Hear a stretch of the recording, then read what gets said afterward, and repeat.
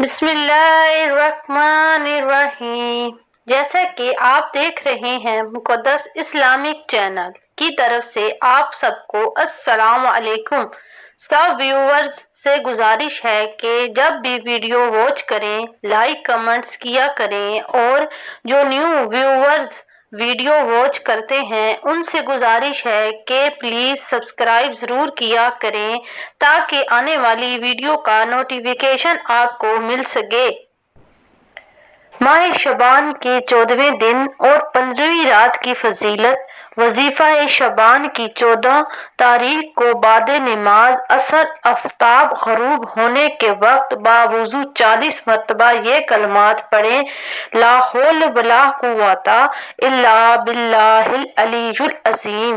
اللہ پاک اس دعا کے پڑھنے والے کے 40 سال کے گناہ معاف فرمائے گا۔ شعبان کی 14ویں تاریخ کو بعد نماز مغرب 2 رکعت نماز پڑھیں، ہر رکعت میں بعد سورۃ فاتحہ کے سورۃ عرش کی آخری 3 آیات ایک بار پڑھیں اور سورۃ اخلاص 3 بار پڑھیں۔ انشاءاللہ نماز کے واسطے مغفرت گناہ معاف فرمائے گا۔ شعبان کی 14ویں تاریخ کو قبل نماز عشاء 8 رکعت نماز 4 سلام سے پڑھیں، ہر رکعت میں بعد سورۃ فاتحہ کے سورۃ اخلاص 5 بار پڑھیں۔ انشاءاللہ یہ نماز بھی بخشش کا ذریعہ بنے گی۔ حضرت محمد صلی اللہ علیہ وآلہ وسلم نے ارشاد فرمایا کہ شعبان کے 15ویں شب کی عبادت کی نیت افضل ہے۔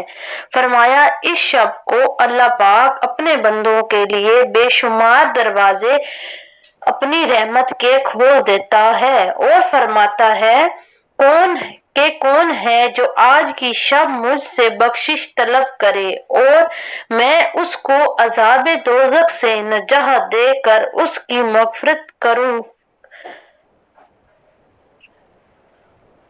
فرماؤں کہ اس شب کی عبادت کرنے والے پر دوزخ کی آگ اللہ پاک حرام کر دیتا ہے۔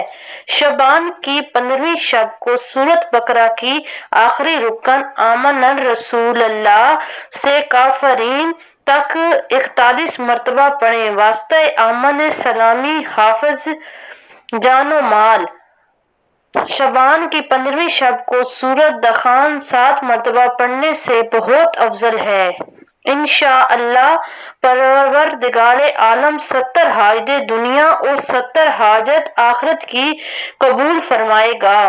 شعبان کی 15ویں شب کو سورہ یاسین 3 دفعہ پڑھنے سے حسب ظاہر فائدہ ہے: ترقی، رزق، دراز عمر، نگہانی آفتوں سے محفوظ رہنا۔ انشاءاللہ رسول صلی اللہ علیہ وآلہ وسلم نے ارشاد فرمایا کہ ماہ شعبان میں جو کوئی 3000 بار درود شریف پڑھ کر مجھے بخشے گا بروز حشر اس کی شفاعت کرنا مجھ پر واجب ہو جائے گی۔ ماہ شعبان کے 15ویں روزے کی فضیلت۔ ماہ شعبان کے 15ویں روزے کی بڑی فضیلت ہے۔ جو کوئی یہ روزہ رکھے گا باری تعالیٰ اس کے 50 سال کے گناہ معاف فرمائے گا۔